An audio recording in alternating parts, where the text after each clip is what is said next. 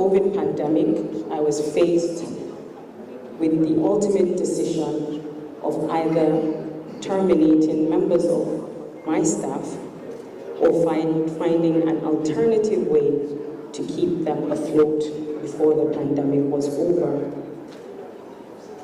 Of course, for me, one of the main reasons of actually starting the business was to ensure that I could give back to society in employing young people, which we all know about the multiple effects of a person having employment. This means that families are able to eat, families are able to clothe themselves, families are able to keep their members out of vices in the society. So in the end, I made the decision to reduce the amount of salaries being paid to my staff so that I could maintain them before the pandemic was over. This was a conscious decision I took as a young person, as an entrepreneur, as a human being, and lastly, as the boss of so many people who depend on working with me. So, the tasks ahead. It is important to be aware of the influence our decisions will have and understand their consequences. The decision-making process involves a series of behavioral factors that influence the decisions and actions we make and take respectively. These behavioral factors will challenge the strength of our values, personalities, conducts, propensity to be responsible, and the potential for dissonance of whatever decisions we take. Moral and ethical decision-making will place emphasis on normative sense of responsibility. Willpower in decision-making requires determination, drive, resolve, self-discipline, self-control, and resilience in the pursuit of set goals. This conference has its clear areas of focus in its thematic quest for Nigeria Youth Decide 2023. Number one, to mobilize, sensitize, enlighten, and be deliberate with the Nigerian youth towards the 2023 general elections. Number two, to change the narrative of active participation of youth in politics and governance across all divides and at all levels of the Nigerian polity. Number three, to work collectively and ensure that only credible leadership will emerge in 2023 to impact positively both at home and abroad. By implication, these three key focus areas will require the conference to think and act positively in those directions. I know that most of you think I will stand here and campaign for my father. I will not do that, but I will implore all of you here to look at your candidates objectively and choose the one that is best for Nigeria. This is my message to the Nigerian youth. This is my message to the Nigerian youth. We must not be regional, we must not be tribalistic, we must not be religiously inclined in choosing who will lead Nigeria in 2023. We must be objective, we must be truly patriotic to the Nigerian dream. In conclusion, I wish to observe that this conference is timely, coinciding with our revered National Day of October 1st. I wish to congratulate all Nigerians, our friends, and well-wishers across the world on the special occasion of our Independence Day. Indeed, there is no better day to galvanize the youth of Nigeria as vanguard of positive change. I implore you to create positive ideas to be refined critically and planned strategically for the attainment of blessed ends. God bless the Federal Republic of Nigeria. and God bless the organizers of this conference.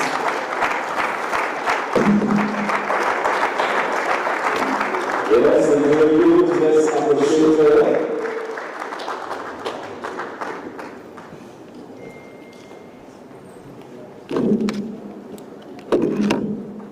Thank you so much, Hajia Hawa Atiku Uwais. I think we should give her yet another round of applause, ladies and gentlemen.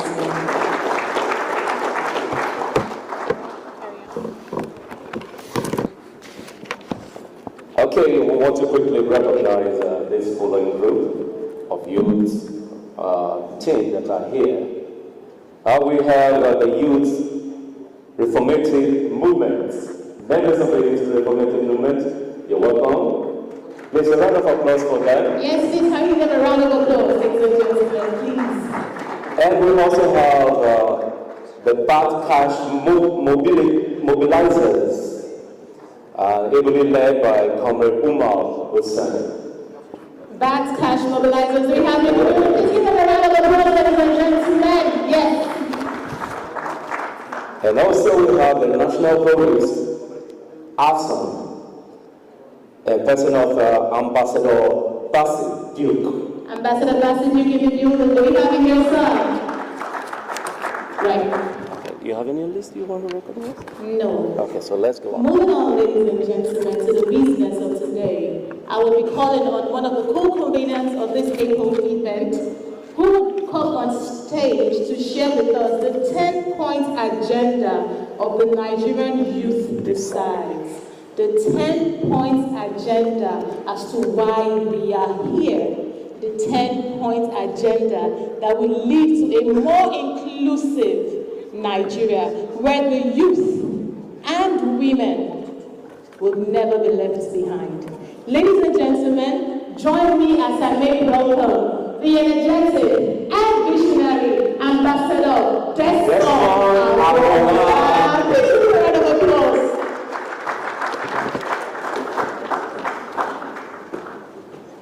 And so, ladies and gentlemen, it was actually the first on my list. I think while we had Hajia making her welcome address, we had a gentleman and a very beautiful lady walking. Some of us may know him as a well-spoken gentleman. Some of us know him as a business giant, an industrialist, an entrepreneur, and the candidate of the YPP. Ladies and gentlemen, let's give it up for Prince Malik Adol Ibrahim and his very beautiful wife in the building. Come on, let's clap for them, guys. Thank you so much for being here, sir and madam.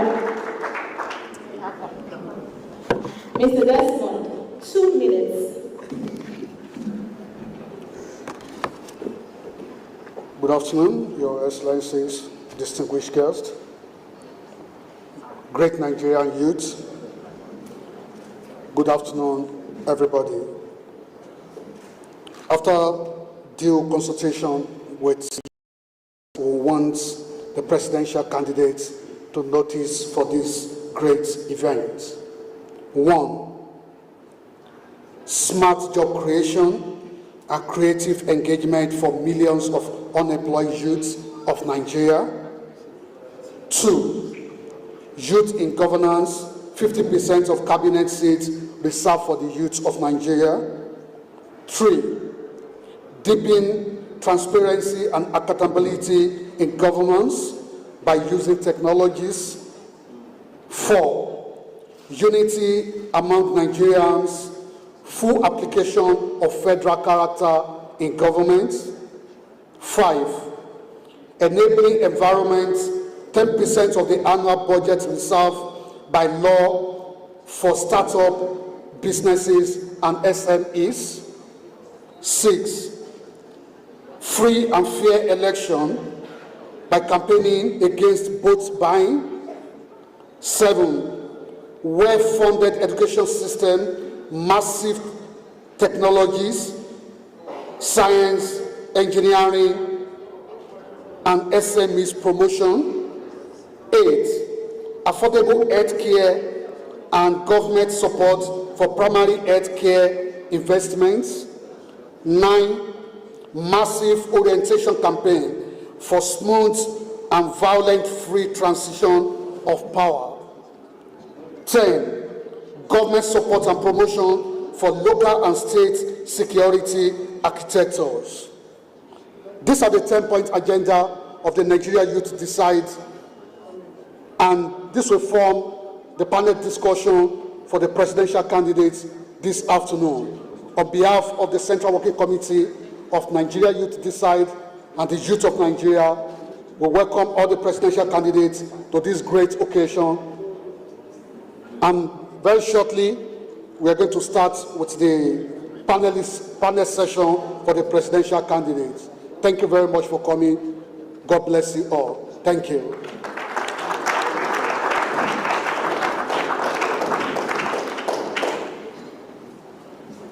Thank you so much, Ambassador Desmond Abola.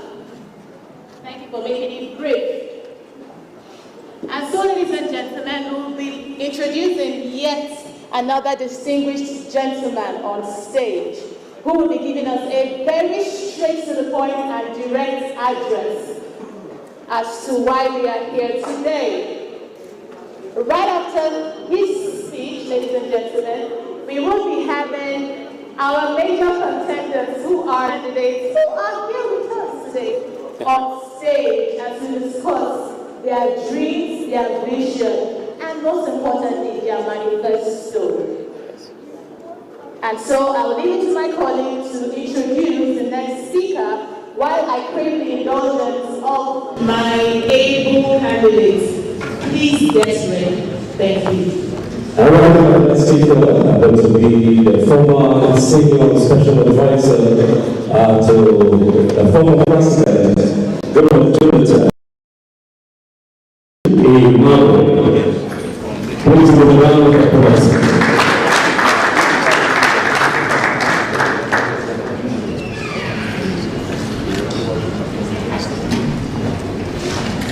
You're welcome, sir.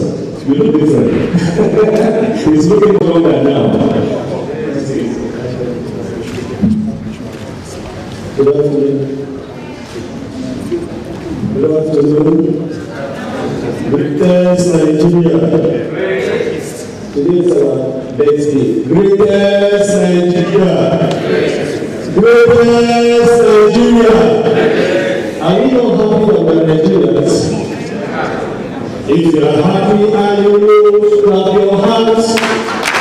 If you are happy and you know, clap your hands. If you are happy and you know, I really want to show. If you are happy and you know, clap your hands. Good afternoon, everybody. The distinguished personalities present here, respectfully, I will start with recognizing my brother, Ahmed Buhari, a good friend, brother, a patriot, the other presidential aspirants seated and their representatives. May I start by appreciating our guest speaker, the Dr. former Vice President of the Federal Republic of Nigeria, in her speech. There was something she said that was key. She said clearly that she's not going to be here.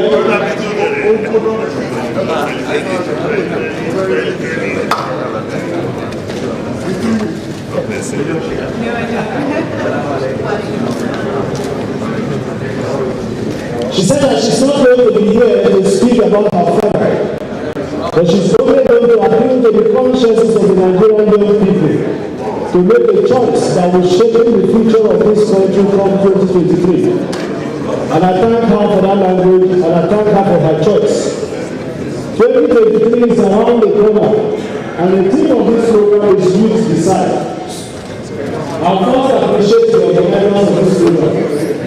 In the last 12 years that I know they have been consistent, and in the last 8 years that actively participated in the activities they have carried out. It is one thing to start a program, it is another thing to be consistent. And when you are consistent in the program, it does not only show your capability, it shows your passion, your desire, your choice to see things great and to see things well. So I congratulate the organizers and I will say the Lord continue to bless them. I will go straight today, Youth Decide. I will thank the President of Nigeria for his speech today. As much as I still disagree with so many things that he mentioned, except clearly, it's not in reality, it's not in conformity with the reality of the state of Nigeria. But we congratulate him because in the last 7 years, they have been able to keep Nigeria as Nigeria. We thank you for that. I will also thank him that towards his message, he has signed for us the electoral act that will define a new Nigeria electoral process. I thank you for that. But for other things he said, I will not thank you because he said that the security situation is better than it was before. That is not true. He said that the economic situation of the country is better. That is not true. He said that everybody is living in happiness and in peace. These things are not true. And because these things are not true, we must not be deceived. Young people, and I want to appeal to every one of our consciences. 2023 is for us as young people to either decide to take back our country or to begin to cry again after May 29, 2023. The choice is ours again. It's not for me, it's for everybody. The journey has started, and I cease to resist one word that they have come up with: issue-based aid. I've asked people, what is the definition of issue-based? What is issue-based? Who defines what an issue is? What is an issue to me may not be an issue to the next person. And what is an issue to the next person may not be an issue to me. So they should not deny whether anything that to want to limit youth voice, to want to cage youth voice, and want to undermine our voice to the next case. We have the right to interrogate every and any person that want to direct the affairs of this country, from governors to those that are representing us in the National Assembly and to the President. We have the right to ask them questions. They have an accountability responsibility to attend to every question we ask them. Anyone that is not visible, anyone that will not answer our question, don't persons, don't vote for them. And I'll end up by saying that I appeal that we should not limit the vote of a country to who becomes the president again. There are 3 tiers of government: the executive arm, the legislative arm, and the judicial arm. And there are 3 tiers of government: the presidency, the state, and the local government. If the president has so much power and we have no weak local government system, nothing will work. If the president has so much power and I let governors that will cage our president, nothing will still work. If the president has so much desire, and we have like the President National Assembly that have now dedicated themselves to voice controls in the presidential household, then nothing will still work. This is the worst National Assembly in the history of the country. A National Assembly that people will be taking hostage in the country, they cannot declare state of emergency. The National Assembly just yesterday, the Speaker of the Federal House of Assembly, suddenly the National Assembly suddenly realized that students have been at home for 8 months and is now having council for a meeting. See, young people, they must not continue to pay more our intelligence. They may have money more than us, but they do not have the knowledge more than us. Let us put our brains to work. Let us achieve what we want to achieve. We must take Nigeria away from the traders of this country. They have traded with us enough. We are telling them enough is enough. Who becomes your governor? Know that person. Who is your senator? Know that person. I will tell you clearly, if they say that the budget of the country is not working, it's because you have a National Assembly that has either sleeping or you are engaged in a conspiracy of silence. They have either collected money as settlement and have sealed their lips and do no longer have the courage to challenge these agencies on why they are not performing.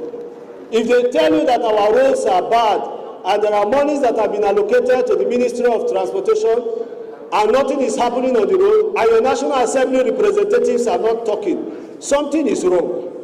If your campuses have been shut for 8 months, the president of the country gave a directive about 2 months ago and said after a month they will get back to you. The president constituted committee, his own committee, jettisoning the committee's report he constituted, and they are still telling us that there is hope. We want to take our country back from them. We are assuring them that we will not treat them with disrespect. one of the fears that the elderly people have is that young generations will treat them with disrespect. But I will tell you truly, one of the best and the most refined sets of young persons you will find in the world, you will find them in Nigeria. One of the most tolerating set of young people you will find in the world, you will find them in Nigeria. And one of the most law-abiding set of young people you will find in the world, you will find them in Nigeria. So they should lose no sleep. They should have no fear. When we retire them, we will still treat them in their retirement with respect. But they must go. And the truth is that they must go. I thank you all. I hope our panelists will be able to speak to the 10-point agenda that they have given to them. These 10-point agendas are critical. Yes. They are carrying the feelings and the pains of every young Nigerian. They are carrying the feelings and the pains of every young Nigerian. We hope that on behalf of your candidates, you will tell Nigerians the truth. And may God bless us all. Aluka 21.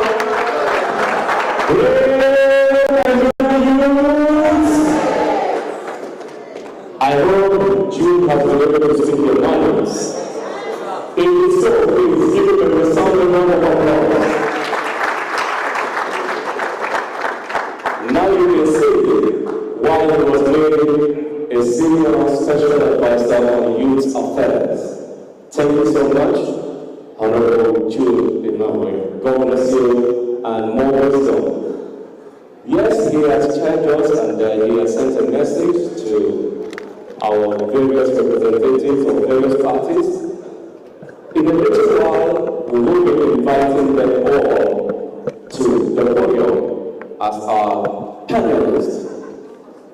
Ladies and gentlemen, let me at this point pause and invite back on the podium my co-compare, Ms. Obe.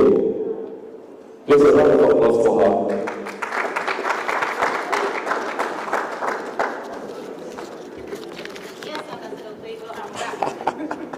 Oh, you're making me an ambassador already. Yes, you are. Because you stand for truth, unity, justice, and fairness. Oh, yes. Who else is an ambassador? That's what I you're wonder. doing, right? So can I carry on now? Yes, go on. And so, ladies and gentlemen, I welcome you to my favorite part of today's event, which is the panel discussion. Again, I thought we were going to put our heads together for that. yeah, I think you're not excited about that.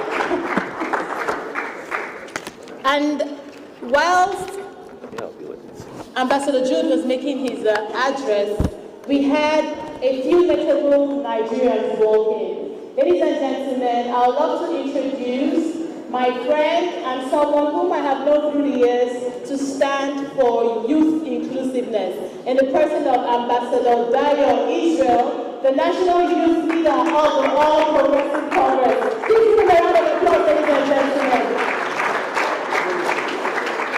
I can also see in the crowd my ego, in the person of Honorable Bimbo Daramola, who is also running for the House of Reps under the Social Democratic Party. Please give a round of applause.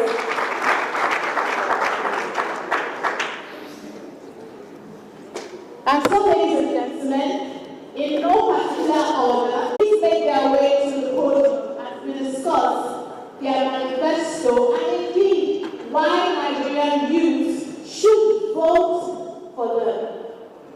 Is it about their party affiliation and or ideology, or about their personal vision for a better Nigeria? Whichever way, I guess we'll find out together firsthand.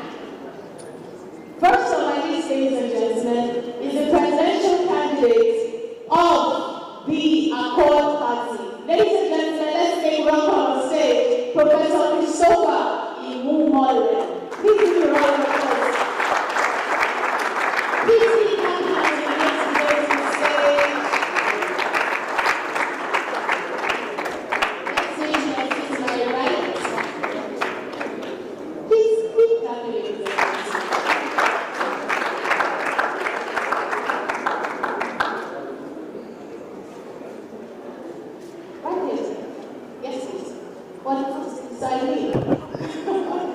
Next on the list, we have the presidential candidate.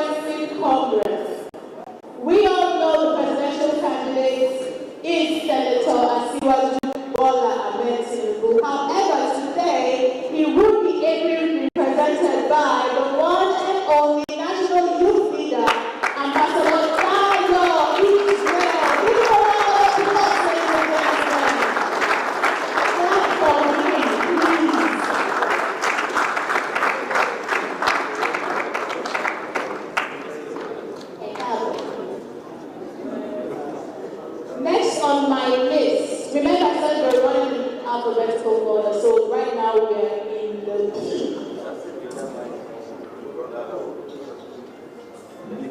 We will be calling on the People's Democratic Party.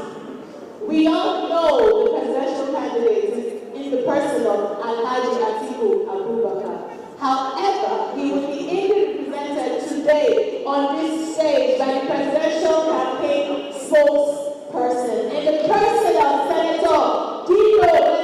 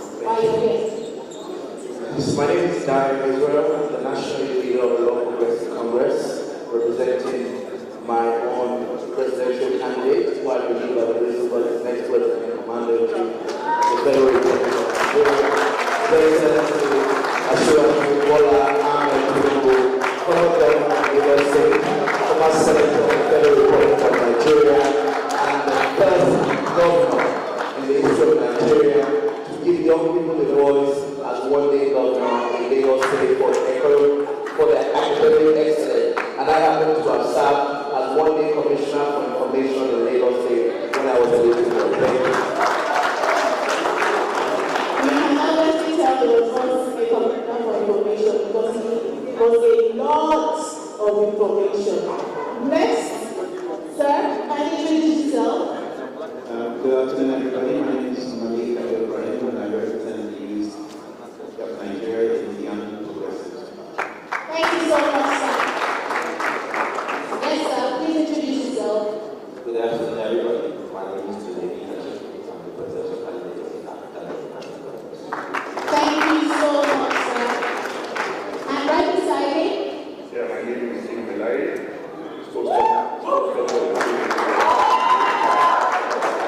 I'm here to represent the most qualified, the most experienced. I think this conversation between Mr. Senator Belay and I today. okay, I am from here.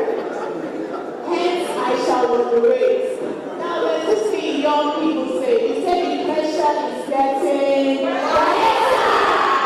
Please give a round of applause.